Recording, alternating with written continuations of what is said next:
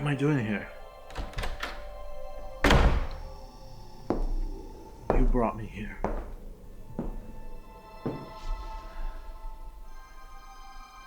I told you this was not the plan. We were supposed to fit. No. What I was supposed to do was not do it this way. I had my own means to do it, and now you're trying to take control of what I was trying to do. But now you brought me here to actually do it like this? I have my own setup. I had the way of doing things that I had done for the longest period of time, and now you're trying to control me and the way that I do it? No, that stops right here. I'm taking control of this whole operation, and it's gonna be by my rules. And you're gonna just grab me and just take me against my will in order to do it? It's not gonna work, because I take control of everything that I do. And just because you think that you have me here, you have me locked away, you're gonna just make me do whatever it is you want me to do? I don't think so. Because I'm gonna take control right now. And there go the black bars on the top and bottom. Welcome. If you're new to this channel, I talk about cameras and videos for DSLR and mirrorless cameras in particular, for video, and tips and tricks, of course. If you like this channel, definitely consider subscribing. Today we're talking about aspect ratios and how they play a part in your videos. First, we're going to talk about why is it that the wider the format, or at least to a certain degree, the more cinematic your footage looks. And then, of course, the big mistake that YouTube makes when it comes to how they treat aspect ratios. Now, let's get into the nitty-gritty. First of all, aspect ratio. What is that?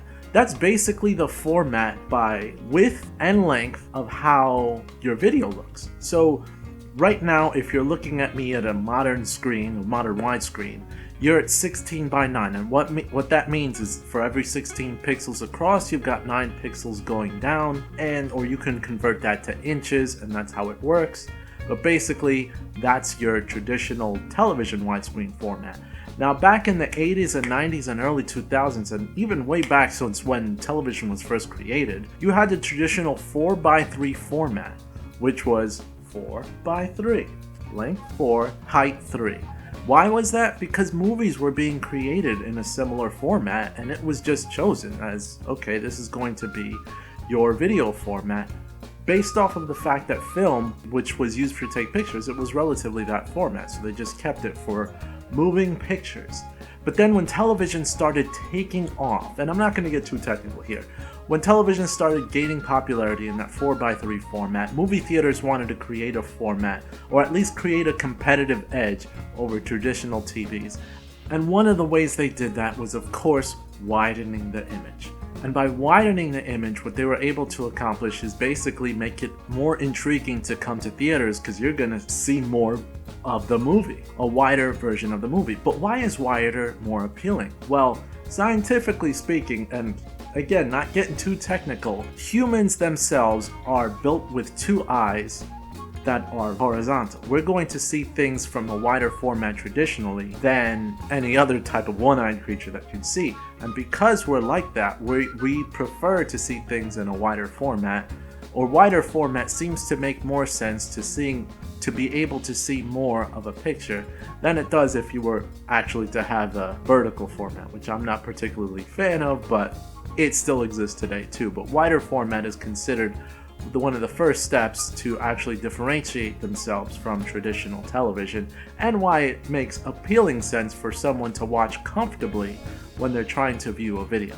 So yes, you had different aspect ratios with different wide formats throughout the years, and really it started to take place or precedence back in the home when digital signal became more widely accepted, and of course HD TVs, specifically 720p and 1080p, became more accepted. So then you had 16:9 ratio, which was a nice little workaround medium between 4:3 or traditional television and 16:9 for movies that had a slightly wider ratio to minimize black bars on either the sides or top and bottom of the screen.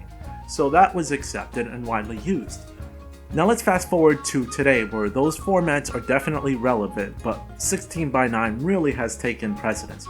But more and more you're seeing whenever YouTubers themselves are creating content for widescreen, they'll sometimes put black bars in the top and the bottom to make it seem like cinematic. And now I've already touched upon the fact that we prefer to see wide things, but then when it comes to that, it's almost like we're cropping out the screen, and that's supposed to make us feel like we're watching something that's even better quality. Well, since traditionally cinema has been released to have that wider screen or wider screen ratios, like 2.35 to 1, for example, we see that as a form of cinematic immersion that we wouldn't get when we have the screen that's filled up, even though we're actually cropping out more of the screen. Now, speaking of YouTube in particular, YouTube started off with a different aspect ratio. They actually used to use the traditional 4:3 aspect ratio when they started off, before eventually upgrading their aspect ratios to 16:9. However, YouTube also will conform the video and the web page now to whatever aspect ratio you're using. So whether you're using 16:9, 4:3, or even wider screen format, or 9:16 if you like that vertical video, which I particularly don't like. But if you upload your video to those alternative formats, YouTube will actually make the video and conform to that video. So that's a great upgrade. But the downside to doing that is that YouTube does not let you put end of video thumbnails and subscribe buttons at the end of your video that you'll see for many creators. So many creators are locked in the 16:9 aspect ratio because YouTube wants it uploaded to that format, or else it'll punish you indirectly.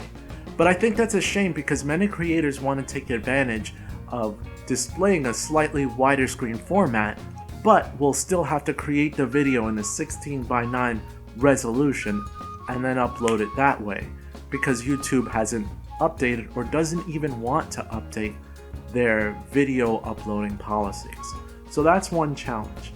So in conclusion, the reason that we prefer to have the top and bottom cropped in order to feel like it's a cinematic is because that's what theaters have been presenting for a long time, and our eyes actually prefer widescreen over 4:3 or something that's not as wide. And second, YouTube has not updated the way that they accept those wider screen formats, unfortunately. So you're still going to continue to see creators do 16:9, fill up the screen, and then maybe occasionally crop in, or upload the entire video and then just fake crop the video in order to have those end screen buttons activated. So special thanks to Chris Antoinette again for this idea. She's actually got a great video that shows you how to create those different aspect ratios within Adobe Premiere. So that's excellent. You should definitely check it out. And if you like this video, let me know by hitting the comments below. And as always, like, share, and you can make my day if you subscribe today. This is Magnus, and I'm out. Uh-oh. Cropping too much, cropping too much, cropping too much!